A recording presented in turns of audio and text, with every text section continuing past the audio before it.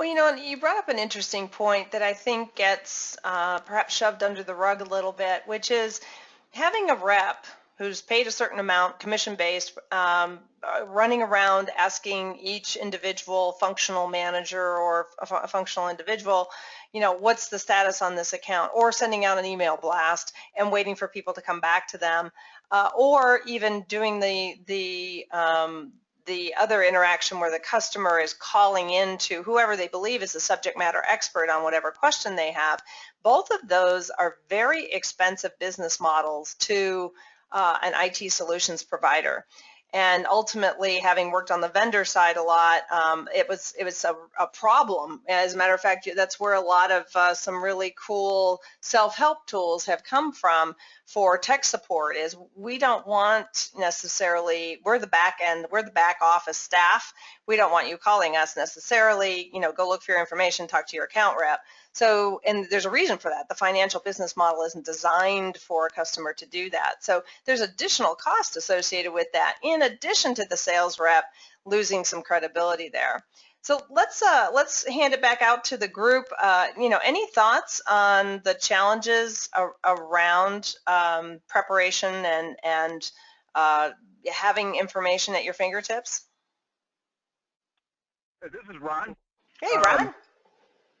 Hey, being a cabling contractor, we're way down the bottom of the food chain from what you guys are talking about right now. But it is interesting because our success really has been based on taking leadership positions within our account base. And what has happened is, because most of our business nowadays comes via general contractors, we have the challenge of getting in with the end user client to make sure everybody's needs are met, and taking that broader look at the job, where actually I'm walking into a job meeting right after our call here, where I'm going to be talking about 3 other service providers that are on this particular project to update the client as to what needs to be done or changed in order to implement their overall goals. And everything that's being said here is really pertinent to that. And it's all about the guys in the field that actually know what's going on, and that information being relayed to, even though I own the company, I'm kind of like the sales rep right now. So very, very interesting what we're talking about. Great. Well, I'm glad you're finding it valuable. Any other input or feedback before we move on to number 5? Yeah, I think you raised an interesting point there. And so, you talked about the inefficiency and the ineffectiveness of having a bunch of different resources siloed with the subject matter expertise, and then having someone having to manually go around and get that. Not only does it waste the sales rep's time, it wastes those individuals' time and takes their time away from actually doing productive work. And then in the example that was just given, if you start to layer on top of that also working with subcontract resources or third-party resources, now you've just got a 3D layer cake.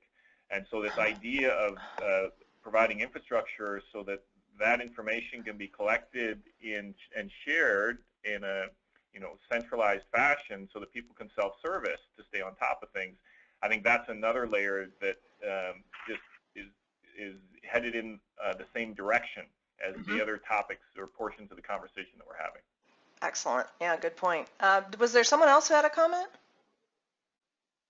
Yeah, just one other thing, Pam, that from my perspective, as well as, the sales professional wanting to earn their way to be that trusted advisor, it's really incumbent upon the organization to support that in the ways of, approach, the way the company acts, and the tools that are there to support that professional in truly pulling their game together and allowing them to be not only the trusted advisor, but somebody who's super responsive and earns their way into that position.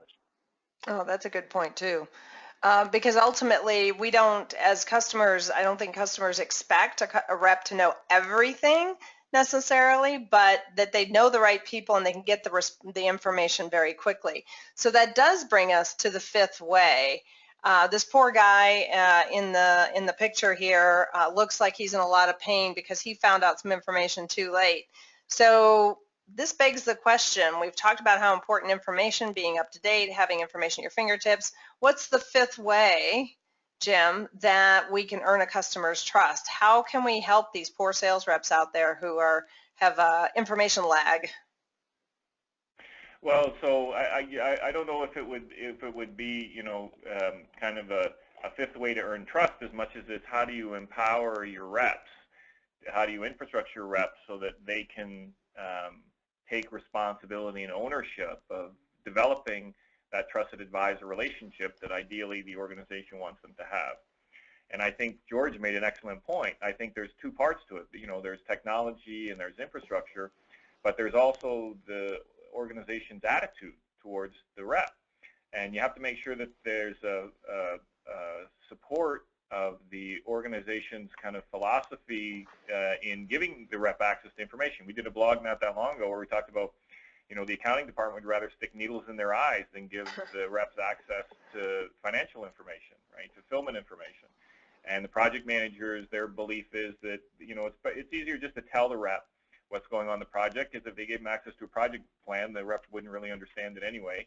And the help desk department is too busy addressing customer issues to take the time to update the rep. And so, you know, George is bang on. You have to have kind of executive management support that says, no, we want to empower our reps, and we will, you know, make sure that the people in our organization are supporting the reps so that they can stay on top of and quarterback their accounts properly. And then the next layer is, okay, now that we have that mandate, what does that look like from an infrastructure perspective? How do we deploy that in a way so that the rep doesn't just have access to CRM information? You know, how do we give them easy access to order fulfillment, project management, help desk, and other customer information so that they can really stay on top of those conversations with their customers? So I would say there's two parts to it. There's the management mandate, and then there's the technological infrastructure to support that. So what types of tools would a sales rep have? How do you, I mean, this is a lot of information. What type of tools actually consolidate that type of information so that a rep, before he opens the door handle on his car, can go, ooh, I just found out they just made the network's down. I'm going to be walking into a network down, you know, situation. Well, so there are a variety of, you know, business operations softwares out there. I think, again, you know, there's the two components to it. There's access to, you know, and the organization, of course, certainly wants controls, role-based security around, you know, what certain individuals can and can't see. So there's the business software itself, and then there's the second layer, which is mobile access to those business software tools. So, you know, you have ERP software for services organizations. You have professional services automation software, which is the category that we fall into. And then there's the second layer for those, you know, business operation software tools. What mobile access, how comprehensive is the mobile access to that information for those different tools?